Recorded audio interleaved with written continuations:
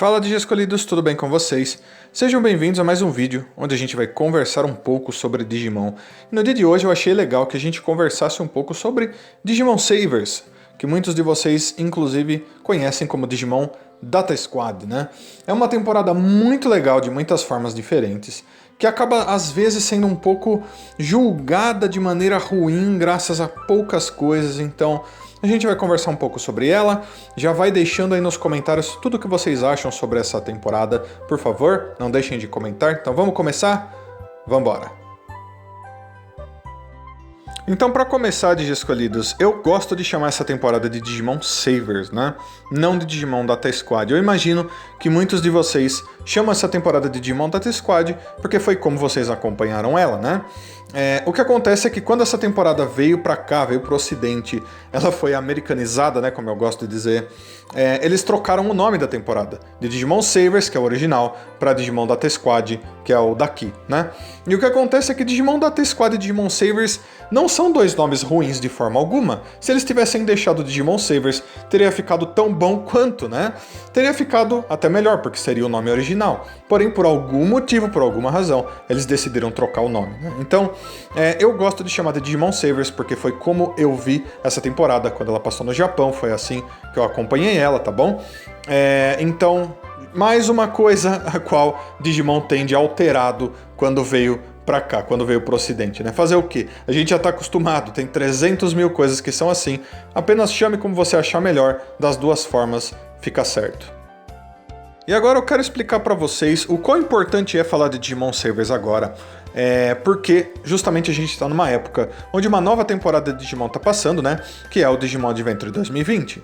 E essas duas temporadas, elas se conectam, mas de uma forma bem estranha, porque as duas passaram por certos tipos de reclamação vindo de algumas pessoas, só que as duas foram o completo oposto. Deixa eu explicar para vocês. Digimon Adventure 2020 tá tendo uma certa reputação entre algumas pessoas de ser uma temporada que é meio corrida, né? Estão falando que os episódios estão passando muito rápido, que a gente está tendo pouco desenvolvimento dos personagens, que os Digimons estão evoluindo muito rápido, que as coisas estão chegando muito rapidamente, né? E mesmo que a gente saiba que essa temporada vai ter 66 episódios, as pessoas estão achando que as coisas estão acontecendo muito rápido, né? E Digimon Savers foi o completo oposto disso. Quando Digimon Savers começou, por cerca de 14, 15 episódios, muitas pessoas reclamavam que aquela temporada era muito lenta, ela demorava demais, que a história demorava muito para passar, que o desenvolvimento dos personagens era muito exagerado, que os Digimons não evoluíam de forma alguma, né? E que tudo era muito lento, então as pessoas não estavam mais ficando interessadas. Então, como dá para vocês perceber, reclamação existiu, porém a reclamação nessas duas temporadas foi o completo oposto. Dá para entender que não interessa qual temporada, não interessa quando for, se for rápido, se for lento, se for num ritmo legal, sempre vão ter pessoas que não vão gostar de alguma coisa, o que é meio normal, né? Então falar dessa temporada agora é legal, porque a gente pode fazer essa comparação. E agora eu quero falar sobre o protagonista, né? Que é um dos protagonistas mais legais que já foram criados para Digimon até hoje. Na minha opinião, um dos melhores, para muitas pessoas provavelmente o melhor de todos.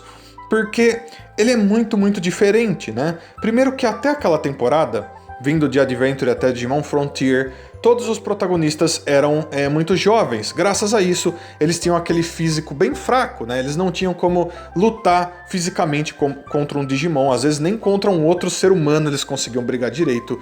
Era um pouco difícil. Mesmo que muitas vezes eles tivessem que enfrentar muitos desafios, eles tinham que depender dos seus Digimons ou de transformações, seja lá o que fosse. No caso de Digimon Savers, a coisa funcionava de uma forma um pouco diferente, porque o Masaru, que é como eu gosto de chamar ele, Masaru, né, que teve o nome trocado para Marcos quando ele veio para cá por algum motivo, né? Masaru parece que não ficou legal, sendo que em todas as outras temporadas a gente já tinha tido nomes japoneses, como Taichi, que foi modificado para Tai, mas é Taichi, né? Depois a gente teve o Daisuke, que foi modificado para Davis. Depois a gente teve o Takato, que ficou Takato mesmo. Depois a gente teve o Takuya, que ficou Takuya mesmo. Por que eles não mudaram esses dois? Não sei. E depois quando chegou no Masaru, eles mudaram para Marcos. beleza, a gente tem que só aceitar que eles modificam um monte de coisa porque eles acham que vai ficar melhor para o público daqui, para a audiência daqui, né? O que acontece é que ele é muito briguento. Ele é um tipo de cara que vai na rua e ele defende território, e ele briga com gangues, e ele, se ele tiver que bater em 30 pessoas ao mesmo tempo, ele vai bater nessas 30 pessoas. E além dele gostar de fazer isso, ele é capaz de fazer isso, né? Ele briga muito, muito, muito bem, né? E ele se tornando um Digi escolhido é uma coisa completamente diferente. Até o porte dele era um cara bem maior, né? Todos os Digi escolhidos, todos os personagens de Digimon Savers tinham a aparência de pessoas maiores. O traço, o gráfico da temporada era um pouco diferente, né? E o ponto principal é que ele se tornando um Digi escolhido, tá na cara que, tendo essa personalidade, ele não ia deixar as coisas barato, né? Ele não ia deixar que o Digimon dele lidasse com os problemas. Então muitas vezes o Marcus ia lá e tentava lidar com o problema, né? Como? Dando soco, dando chute, ele pulava em cima dos Digimons. Mesmo se os Digimons fossem gigantescos, mesmo se o Digimon fosse do tamanho de um prédio, ele queria fazer a primeira coisa, era dar um soco na cara desse Digimon. E, incrivelmente, ele conseguia fazer isso. Porque ele tinha uma habilidade muito interessante. Todos os Digi escolhidos daquela temporada utilizavam-se de uma certa energia chamada Digisoul, que se traduz para alma digital, né? E eles usavam essa energia e colocavam essa energia dentro do Digivice deles para fazer com que os seus Digimons evoluíssem, né? O que era muito legal.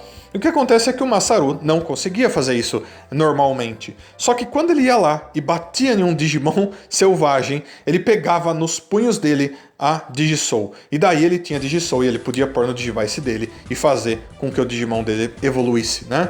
Então, ele, além de gostar de brigar, ele precisava brigar para estar conseguindo essa Digisoul para fazer o Digimon dele evoluir. O que dava uma característica muito legal para o Masaru, fazia dele um protagonista ainda melhor, né?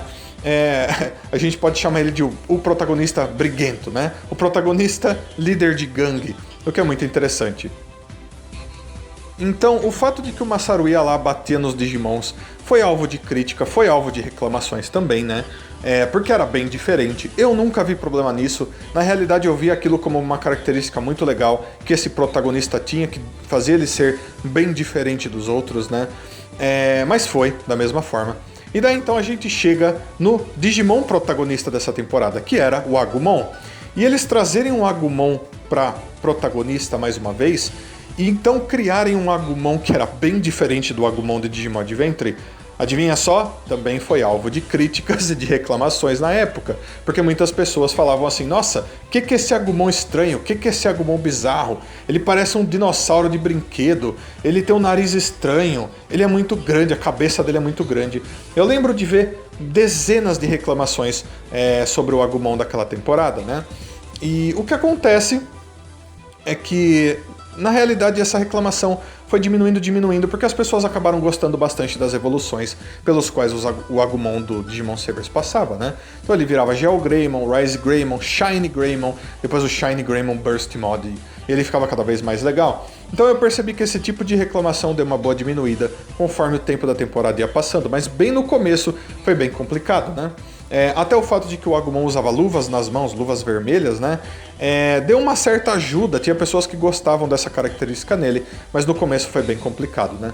Até porque existia uma grande comparação, mais uma vez, com o Agumon de Digimon Adventure, que era o Agumon original, e as pessoas diziam que gostavam mais do Agumon do Digimon Adventure, e etc, etc. Então era bem difícil de você agradar as pessoas falando, olha, a gente tem aqui outro Agumon diferente, né? Mas com o passar do tempo as pessoas acabaram gostando bastante dele também, o que deu uma grande amenizada na situação e a temporada decorreu de uma maneira muito melhor. A gente tinha então outros Digi escolhidos que faziam parte daquela temporada, que eram bem legais também. Então a gente tinha a Yoshino e a Lalamon, a gente tinha o Toma e o Gaomon, e o Ikuto e o Falcomon. Eram os principais depois do Masaru, né? Todos eles eram muito legais.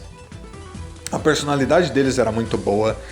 E os Digimons deles eram muito legais também. Todos eles tinham evoluções muito incríveis, na minha opinião. Lógico, vindo principalmente da Yoshino, teve algumas comparações, principalmente com a Palmon e com a Mimi, de Digimon Adventure, até porque a Lalamon na forma Mega chegava em Rosemon, e as pessoas acreditavam que apenas a Palmon podia chegar em Rosemon, quando não é verdade de forma alguma isso, né? Então teve sim umas comparações aqui e ali, mas principalmente quem sofreu críticas e comparações mais foi o Agumon e o Masaru, com certeza, né? Então a gente teve bom desenvolvimento desses personagens.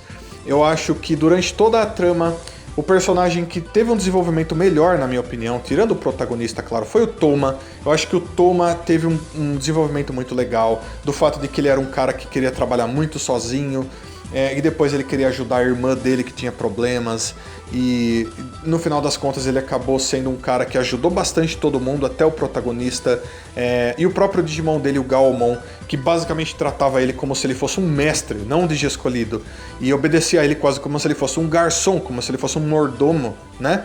E com o passar do tempo eles foram ficando cada vez mais amigos e cada vez mais próximos, o que foi muito legal. Então, se eu tivesse que escolher um melhor entre todos esses daí, eu colocaria o Toma. Eu gostava bastante do Ikuto também. O fato de que ele teve aquela história com o Frigimon, que era basicamente uma mãe pra ele, foi muito legal. Um Digimon criou um ser humano, o que é uma coisa incrível. Eu acho que você não vai ver história como essa em qualquer outro lugar de Digimon, na realidade, né? E no caso da Yoshino, mais a parte dela cantando e tocando, eu acho que foi uma coisa muito bonita também. Mas mesmo assim, eu acho que o Toma fica em primeiro lugar como o personagem melhor desenvolvido dessa temporada, tirando o protagonista, como eu disse mais uma vez, né? Sobre a temporada em si, como eu disse, ela tem uma história muito legal e a gente acaba tendo alguns antagonistas muito importantes, como por exemplo o Kurata. Kurata é o primeiro antagonista principal, o primeiro grande vilão dessa temporada. A gente pode até chamar ele de o maior vilão, porque ele basicamente criou todos os problemas que estavam acontecendo até certo ponto. Era um ser humano, mais uma vez, que causou problemas catastróficos tanto no mundo real quanto no mundo digital, ao ponto dele querer dominar o mundo digital, dele atacar qualquer pessoa que viesse na frente dele para cumprir seus objetivos, dele criar Digimons artificiais usando informações de outros Digimons que funcionavam como armas, dele libertar um dos 7 Lords Demônio para estar ajudando ele nos planos dele. No final das contas, ele acabou se fundindo com o corpo desse Lorde, que era o Belphemon, né? O que foi muito incrível. Então, até ele ser derrotado, ele criou muitos problemas, e mesmo depois que ele tinha sido derrotado, foi ele que abriu umas fendas nas paredes dimensionais e causou o problema final de Digimon Savers, que acabou envolvendo o Yggdrasil e os Cavaleiros Reais e tudo mais. Então, eu gosto de dividir Digimon Savers entre essas duas partes. A primeira parte, que é onde a gente chega até o Kurata, e a segunda parte, que é depois do Kurata, que é onde eles têm que lidar com problemas que foram causados graças ao Kurata, e que daí envolvem o próprio Yggdrasil, o pai do Masaru, né? O Bancholeomon, que inclusive foi revelado nessa temporada. O Bancholeomon é um dos melhores Digimons que já foram criados, na minha opinião. E todos os Cavaleiros Reais, ou pelo menos os Cavaleiros Reais que eles tinham revelado até aquela época, né? O que tornava essa temporada muito rica em muitas coisas diferentes e muito legal de muitas formas diferentes, né? Então a gente teve o último nível de evolução, que foi um nível de evolução por transformação, que foi criado para essa temporada, que é o tão chamado Burst Mode, né? E que muitas pessoas confundem. Quando você joga Digimon Masters online, acredito que muitos de vocês conhecem Digimon Masters, eles gostam de chamar vários tipos de evolução diferentes naquele jogo de Burst Mode, sendo que isso não é verdade de forma alguma, né? Burst Mode foi um nível que foi criado para Digimon Savers, né? Pro Digimon da T-Squad apenas, e que poucos Digimons têm, né? E esse nível é basicamente um nível acima do Mega, onde quando esse Digimon, já no nível Mega, usa todo o seu poder para libertar toda a sua energia, então ele ganha uma transformação acima, muito parecido com a forma Mega, porém com mais poder ainda, com técnicas novas e ainda mais forte, né? E eu gostei bastante do Burst Mode quando ele foi revelado, porque normalmente quando a gente tinha níveis acima do Mega, como é o caso do Omnimon no Digimon Adventure, do Dukemon Crimson Mode no Digimon Tamers, a gente não tinha bem um nome para essas transformações. Era uma coisa extra, uma coisa a mais, que de certa maneira até confundia as pessoas, porque, pô, todos os outros níveis têm nome, por que que esse nível que eles estão ganhando não tem um nome diferente? Eles continuam sendo chamados de Mega? Eles têm um outro nome alternativo? Sei lá. E o Burst Mode ele veio e ele, além de ser uma evolução acima do Mega, ele tinha um nome, que era o Burst Mode, né? O que era muito legal. Então, basicamente a gente tinha 100% naquela temporada um nível acima do Mega, que tinha um nome, né? Que tinha uma categorização, o que era muito legal. Obviamente que a gente teve no final até o Agumon Burst Mode, né? Que é basicamente uma evolução do milagre que eles precisaram para estar lidando contra o Yggdrasil, né?